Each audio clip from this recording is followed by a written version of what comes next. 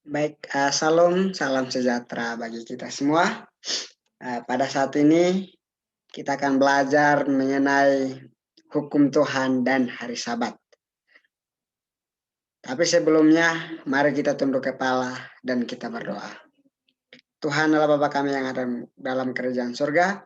Pada saat ini kami akan belajar tentang hukum-mu dan juga hari Sabat ya Tuhan. Kiranya hikmat dari surga, kuasa Roh Kudus menjadi bahagian kami. Terkhusus bagi hamba-Mu ini ya Tuhan, yang akan menyampaikan. Biarlah firman ini boleh dapat menjadi berkat, membuat iman kami boleh bertumbuh ya Tuhan. Ampuni kami orang berdosa, dalam nama Tuhan Yesus Kristus kami berdoa dan mengucap syukur kepadamu. Amin. Baik, sekali lagi salam, salam sejahtera bagi kita semua. Pada saat ini kita akan belajar mengenai satu topik yaitu hukum Tuhan dan hari Sabat.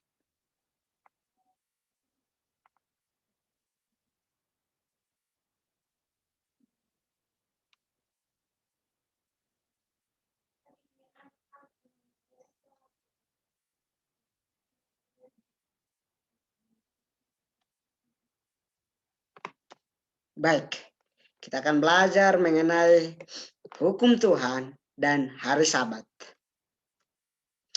Dengan suatu pertanyaan, apa itu hukum Tuhan? Ya, hukum Tuhan itu apa?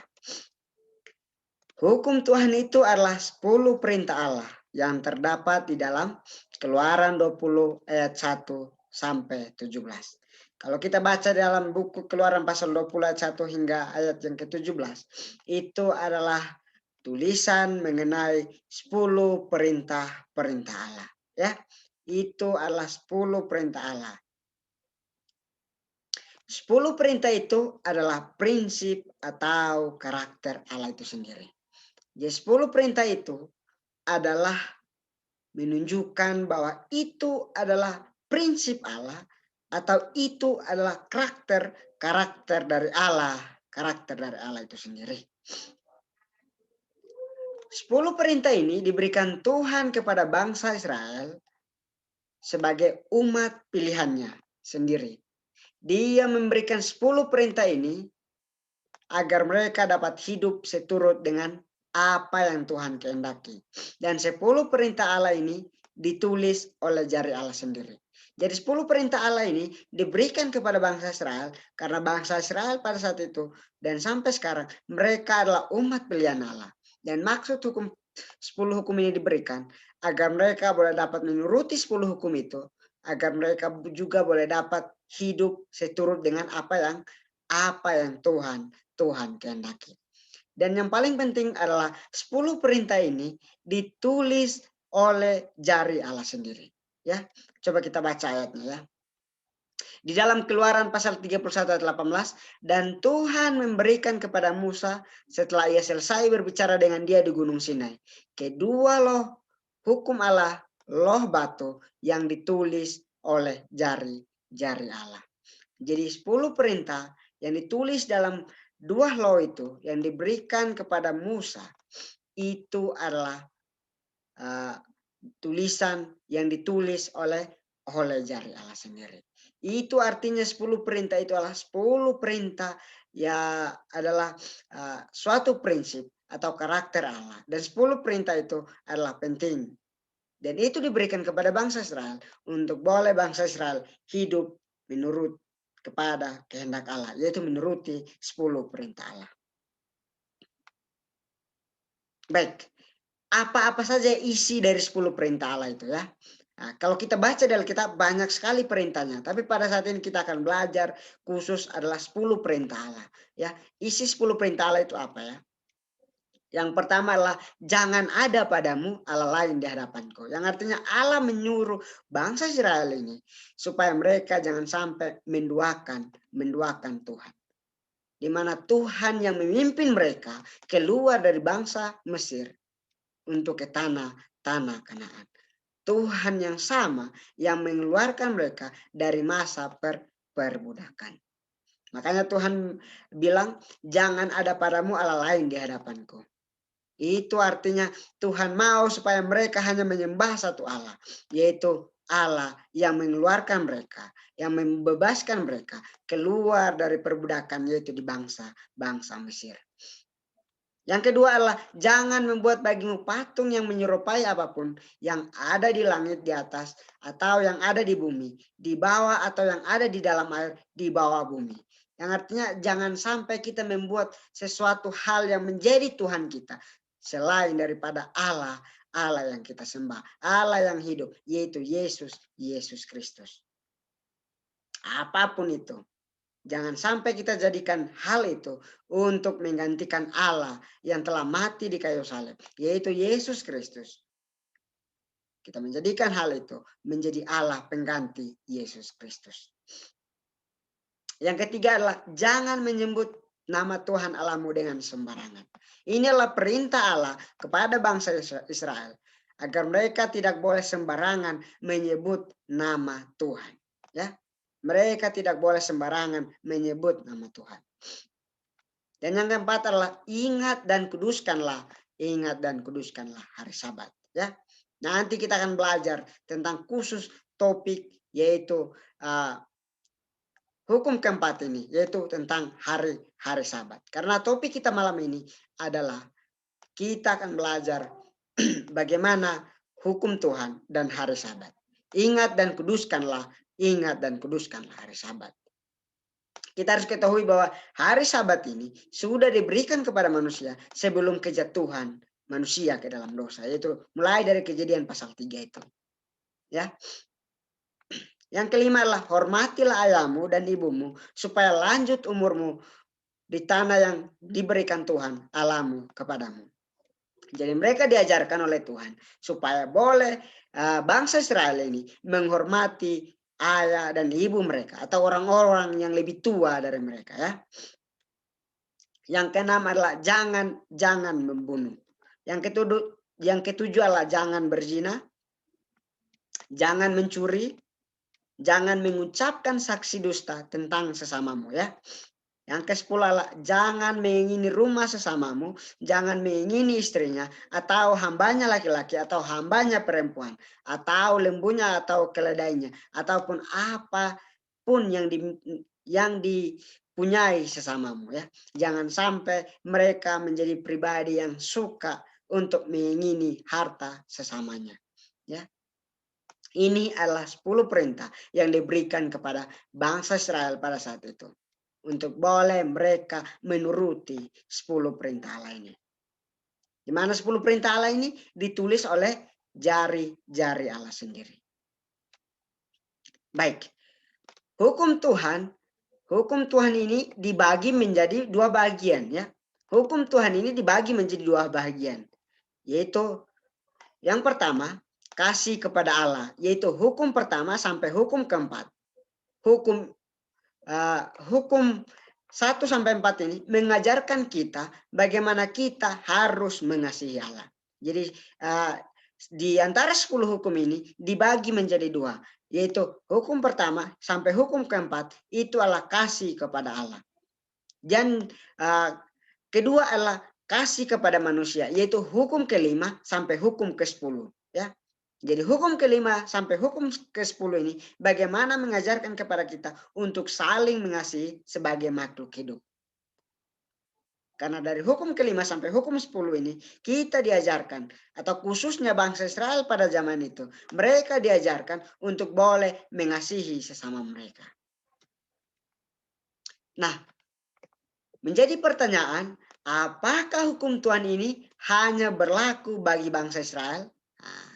Apakah hukum Tuhan ini khususnya 10 perintah Allah yang dicatat di dalam Keluaran pasal 20 ayat 1 sampai 17 ini hanya berlaku bagi bangsa Israel pada zaman itu?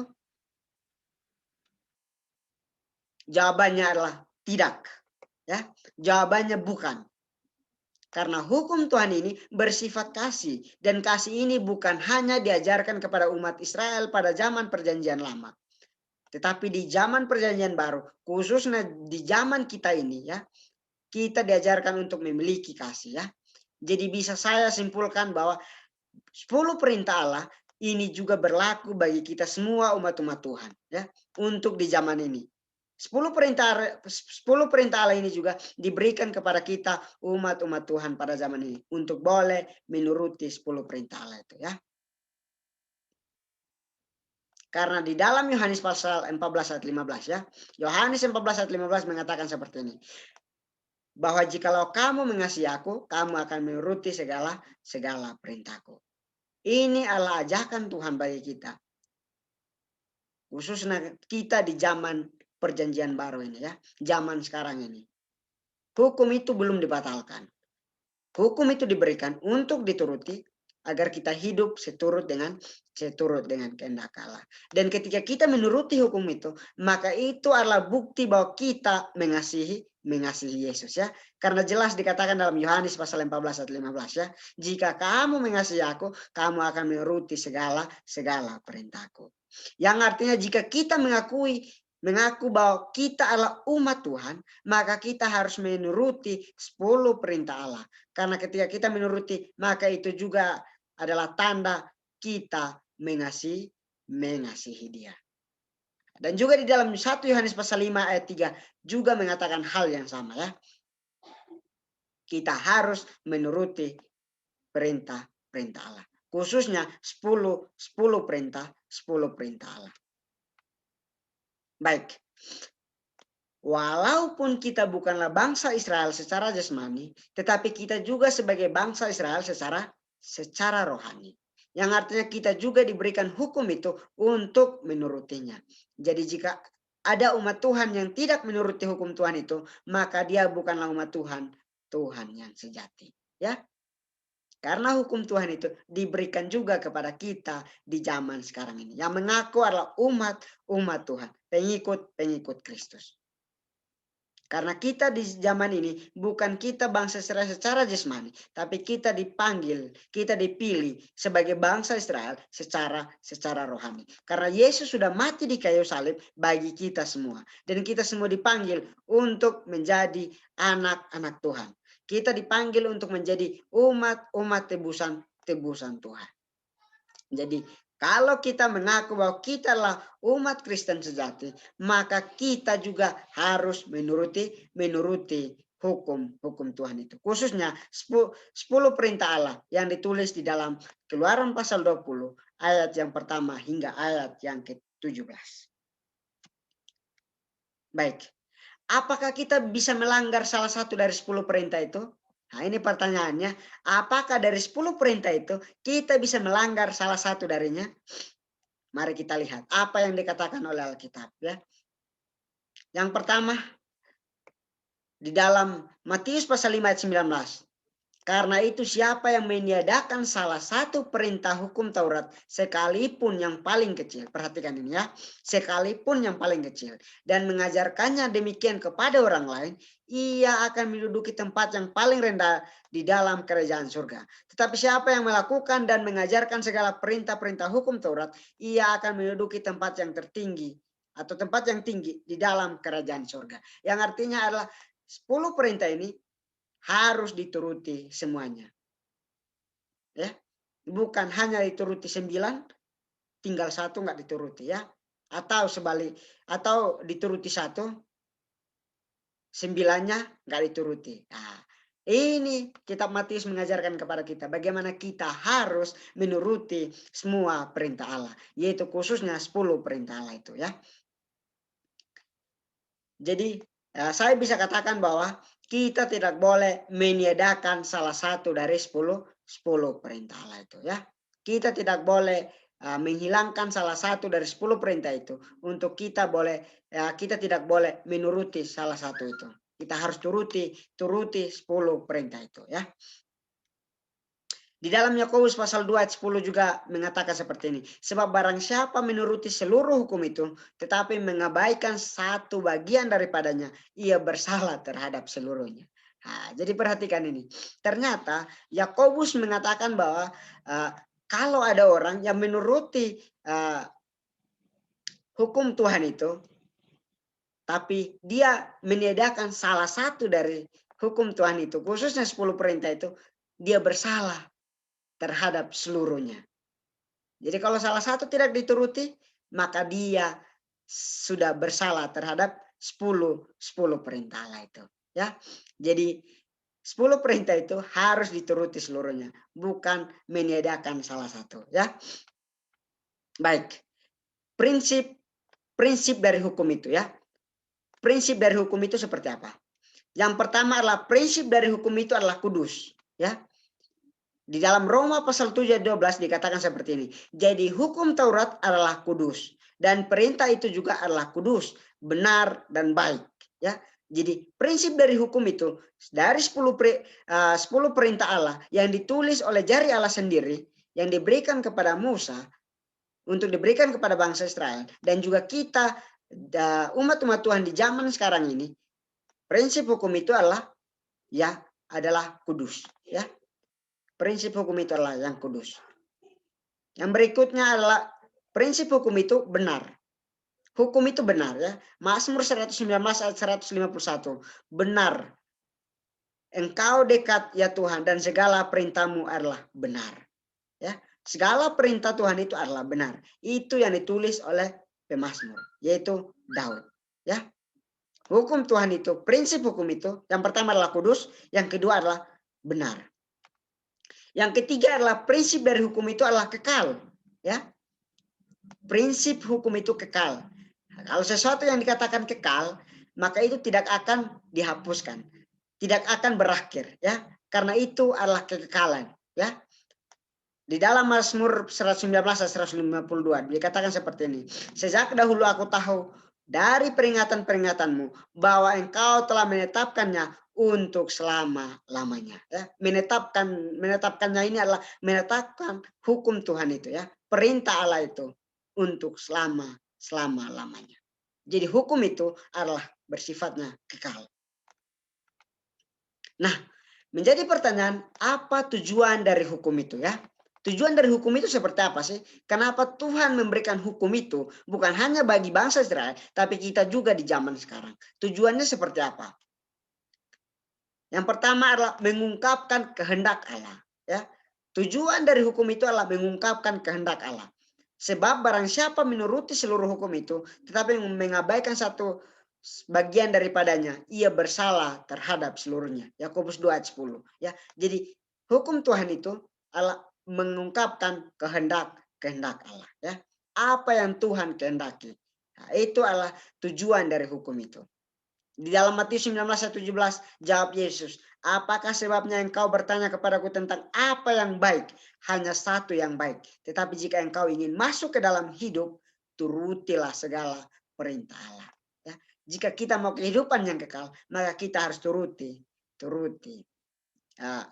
perintah Allah. Ya, hukum-hukum Allah atau perintah Allah. Ya, karena perintah Allah itu mengungkapkan kehendak Allah. Yang berikutnya adalah sebagai standar penghakiman. Ya, hukum itu adalah tujuan dari hukum itu adalah standar penghakiman. Ya, di dalam Pengkhotbah pasal 12 ayat 13 sampai 14 dikatakan seperti ini. Akhir kata dari segala yang didengar ialah takutlah akan Allah dan berpeganglah pada perintah-perintahnya. Karena ini adalah kewajiban setiap orang. Karena Allah akan membawa setiap perbuatan ke pengadilan yang berlaku atas segala sesuatu yang tersembunyi. Entah itu baik, entah itu jahat. Jadi tujuan dari hukum itu adalah standar penghakiman. Ya, pada saat Yesus datang, dia akan menghakimi kita seturut dengan perbuatan kita masing-masing. Ya, jadi 10 perintah itu atau perintah-perintah Allah itu tujuannya adalah sebagai standar penghakiman Allah. Yang berikutnya adalah menunjukkan dosa ya. 10 perintah itu adalah tujuannya adalah menunjukkan dosa. Sebab jika seorang hanya mendengarkan firman saja dan tidak melakukannya, ia adalah seumpama seorang yang sedang mengamat-amati mukanya yang sebenarnya di depan cermin.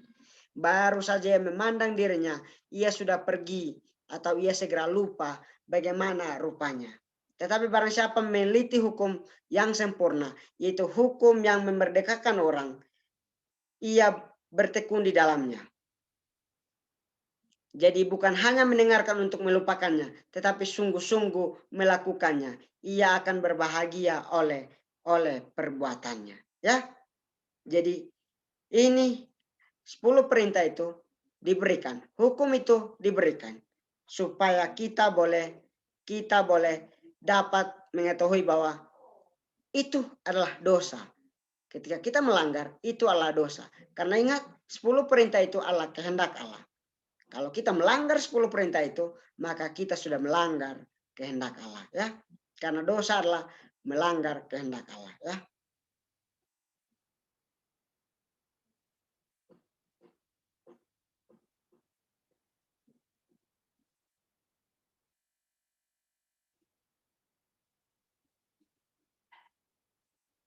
Baik.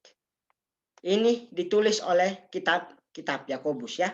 Yakobus pasal 1 ayat 23 hingga ayat yang ke-25 ini, ya.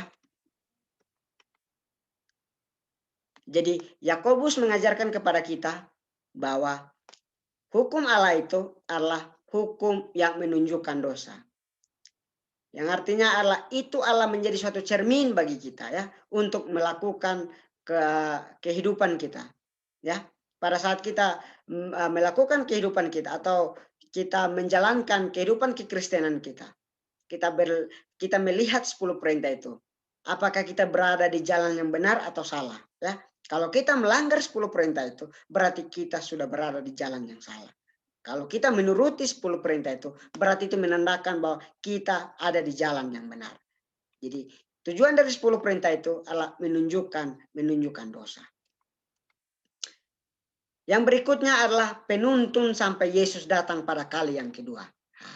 Menarik, ya. Ternyata 10 perintah itu, hukum-hukum Allah itu bertujuan sebagai penuntun kehidupan kekristenan kita sampai Yesus datang pada kali yang kedua. Di dalam Galatia pasal 3 ayat 24 dikatakan seperti ini. Jadi hukum Taurat adalah penuntun bagi kita sampai Kristus datang, supaya kita dibenarkan karena iman. Dengan demikian, hukum Taurat adalah pengawas bagi kita sampai Kristus datang, supaya kita dapat dibenarkan oleh iman. Jadi kalau ada orang yang mengatakan bahwa dia sudah percaya Yesus dan dia tidak menuruti 10 perintah, itu adalah statement yang salah, ya, pernyataan yang salah. Karena dengan hukum itu diberikan, itu Allah menjadi petunjuk bagi kita, ya. Kalau dikatakan dalam Galatia ini pengawas bagi kita, ya, supaya kita boleh hidup seturut dengan kehendak Tuhan pada saat kita sedang menantikan kedatangan Kristus yang kedua kali. Walaupun kita dibenarkan oleh iman karena kita percaya kepada Yesus, ya. Tapi dengan hukum itu kita tetap berada di dalam rel kebenaran. Nah, itu tujuan dari hukum itu, ya. Mengawas kita, menuntun kita supaya kita tetap berada dalam rel kebenaran Tuhan. Supaya pada saat Tuhan datang, pada kali yang kedua menjemput kita, kita tetap didapati setia untuk tetap berjalan di dalam rel kebenaran Dia. Nah, itu tujuan dari hukum Tuhan itu. Nah, bagaimana hubungan hukum Tuhan itu dengan keselamatan, ya? Bagaimana hubungannya hukum itu dengan keselamatan? Dalam Yakobus pasal 2 ayat 18. Tetapi mungkin ada orang berkata, padamu ada iman dan padaku ada perbuatan. Aku akan menjawab dia, tunjukkanlah kepadaku imanmu itu tanpa perbuatan. Dan aku akan menunjukkan kepadamu imanku dari perbuatan-perbuatanku. Yakobus 2 ayat 20. Hai manusia yang bebal, maukah engkau mengakui sekarang bahwa iman tanpa perbuatan adalah iman yang kosong. Jadi kalau orang sudah diselamatkan, bukti orang sudah diselamatkan adalah menuruti 10 perintah Allah. Jadi bukan engkau sudah diselamatkan, engkau semena-menanya tidak menuruti 10 perintah Allah, ya. Karena iman tanpa perbuatan hakikatnya adalah mati, ya.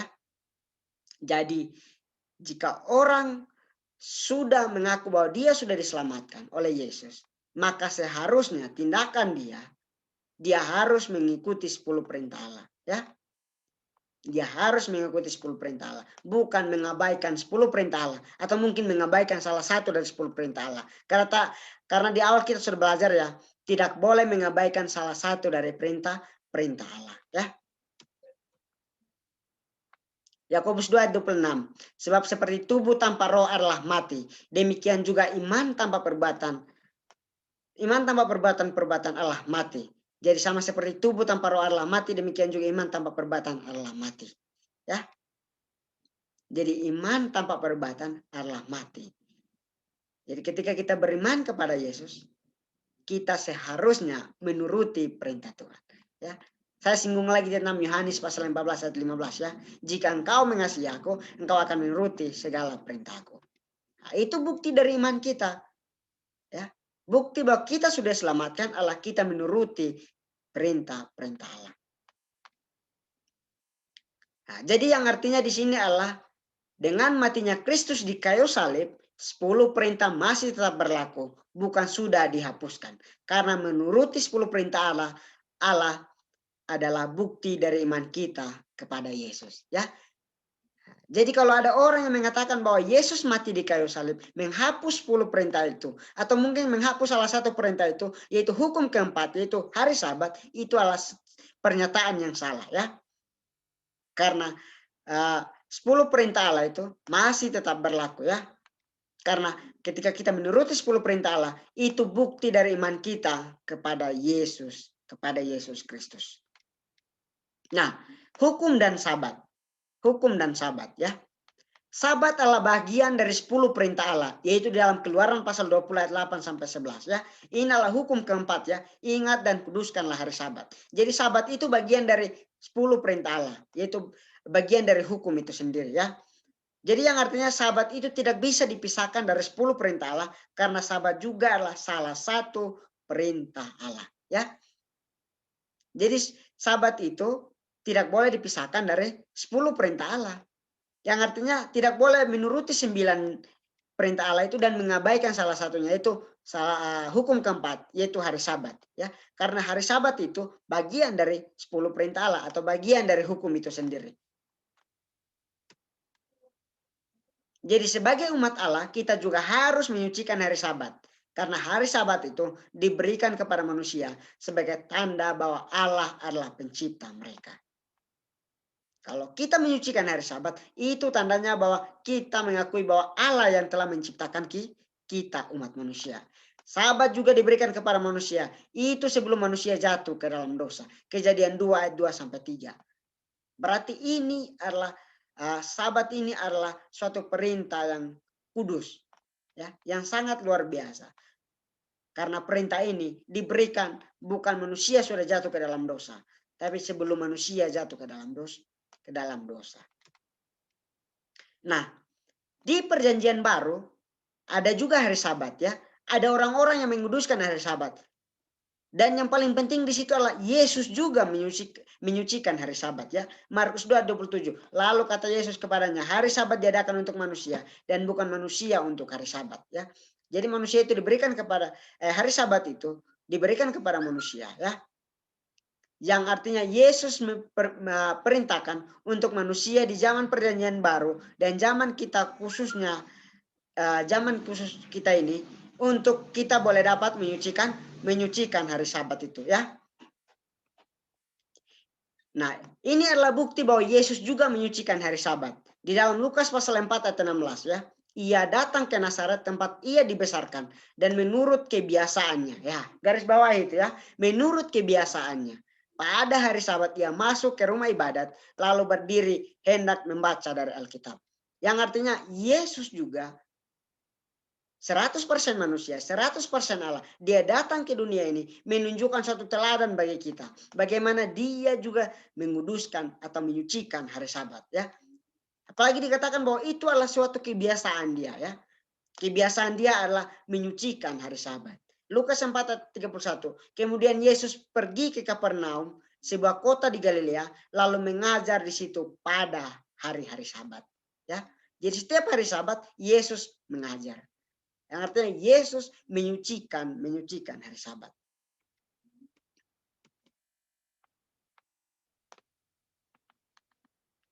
Lukas 13 ayat 10. Pada suatu kali Yesus sedang mengajar dalam satu rumah ibadat pada hari Sabat ya. Matius 12 ayat 8. Karena anak manusia adalah Tuhan atas hari Sabat. Sebab anak manusia adalah Tuhan atas hari Sabat ya. Yesus menyucikan hari Sabat ya. Yesus sendiri adalah Allah. Dia juga menyucikan hari Sabat. Dia menunjukkan suatu teladan, contoh yang luar biasa kepada kita umat manusia saat ini. bahwa hari Sabat itu belum dibatalkan, tetapi kita harus menyucikan hari Sabat, ya. Yakobus, Yohanes, dan Yesus juga menyucikan hari Sabat, ya. Murid-murid Yesus juga menyucikan hari Sabat, ya. Yakobus dan Yohanes, ya. Di dalam Markus pasal 1 21 sampai 22, ya. Mereka tiba di Kapernaum setelah hari Sabat mulai, Yesus segera masuk ke dalam rumah ibadat dan mengajar, ya. Mereka takjub mendengar pengajarannya, sebab ia mengajar mereka sebagai orang yang berkuasa, tidak seperti ahli-ahli Taurat. Mereka ini adalah Yakobus dan Yohanes dan juga Yesus, ya. Mereka masuk ke rumah ibadat pada hari Sabat dan mengajar di sana, ya. Paulus dan kawan-kawannya juga menyucikan hari Sabat, ya. Di dalam Kisah Para Rasul 13 ayat 13 sampai 14, ya. Lalu Paulus dan kawan-kawannya meninggalkan Pafos dan berlayar ke Perga di Pamfilia, tetapi Yohanes meninggalkan mereka lalu kembali ke Yerusalem. Dari Perga mereka melanjutkan perjalanan mereka, lalu tiba di Antioquia di Pisidia. Pada hari Sabat mereka pergi ke rumah ibadat lalu duduk di situ. Jadi Paulus dan kawan-kawannya juga menyucikan hari Sabat, ya. Kisah 13 ayat 42. Ketika Paulus dan Barnabas keluar, mereka diminta untuk berbicara tentang pokok itu pula pada hari Sabat berikutnya. Dan juga di ayat referensi yang lainnya boleh kita baca masing-masing di dalam Kisah 13 ayat 44, Kisah Para Rasul 17 ayat 2, dan juga Kisah Para Rasul pasal 18 ayat 4, ya. Jadi Yesus dan murid-muridnya pada zaman itu, mereka juga menyucikan hari Sabat, ya. Jadi saya bisa simpulkan bahwa Yesus dan murid-muridnya dan juga jemaat mula-mula mereka menyucikan hari Sabat, ya. Jemaat pada saat itu, Yesus dan murid-muridnya, mereka menyucikan hari Sabat, ya. Jadi kita juga harus menyucikan hari Sabat karena hari Sabat adalah salah satu perintah Allah dan perintah itu belum dihapuskan, ya. Perintah itu belum dihapuskan. Sekali lagi saya mau mengatakan bahwa jika ada orang yang mengatakan bahwa hari Sabat itu sudah dibatalkan dengan kematian Yesus di kayu salib, itu adalah satu pernyataan yang salah, ya. Karena Yesus tidak pernah mengatakan hal itu di dalam isi Alkitab. Tidak pernah Yesus katakan bahwa dengan kematian dia di kayu salib, dia membatalkan hukum Tuhan, khususnya hukum keempat, yaitu hari Sabat, ya. Malah Yesus menunjukkan satu contoh atau teladan bagi kita bagaimana dia juga menyucikan hari Sabat, ya. Nah, kesimpulannya, kita tiba pada kesimpulannya, ya.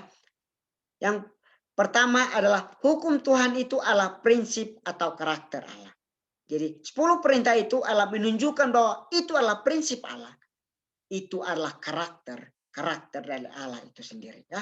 Yang kedua adalah hukum itu diberikan untuk manusia boleh hidup sesuai dengan kehendak Tuhan, ya. Hukum itu diberikan supaya mereka boleh hidup seturut dengan kehendak Tuhan. Dan yang berikutnya adalah hukum itu belum dibatalkan walaupun Kristus sudah mati untuk menebus dosa kita, ya. Walaupun Kristus sudah mati di kayu salib, menebus kita dari dosa, itu bukan membatalkan 10 perintah itu. Khususnya 10 perintah Allah. Khususnya perintah keempat, ya. Ingat dan kuduskanlah hari Sabat, ya. Hari Sabat diberikan kepada manusia untuk disucikan. Hari Sabat diberikan kepada manusia untuk disucikan. Dan yang keempat adalah yang kelima, hari Sabat harus kita sucikan karena itu menandakan bahwa kita adalah milik Kristus, ya. Hari Sabat kita harus menyucikan. Kita harus menyucikan hari Sabat. Kenapa? Karena itu menandakan bahwa kita adalah milik Kristus, ya. Boleh coba kita baca dalam Wahyu pasal 14 ayat 12, ya. Dikatakan di situ, yang penting di sini adalah ketekunan orang-orang kudus yang menuruti perintah Allah dan iman kepada Yesus. Jadi menuruti hukum tidak bisa dipisahkan dari iman. Yang artinya ini adalah kehidupan umat-umat Allah.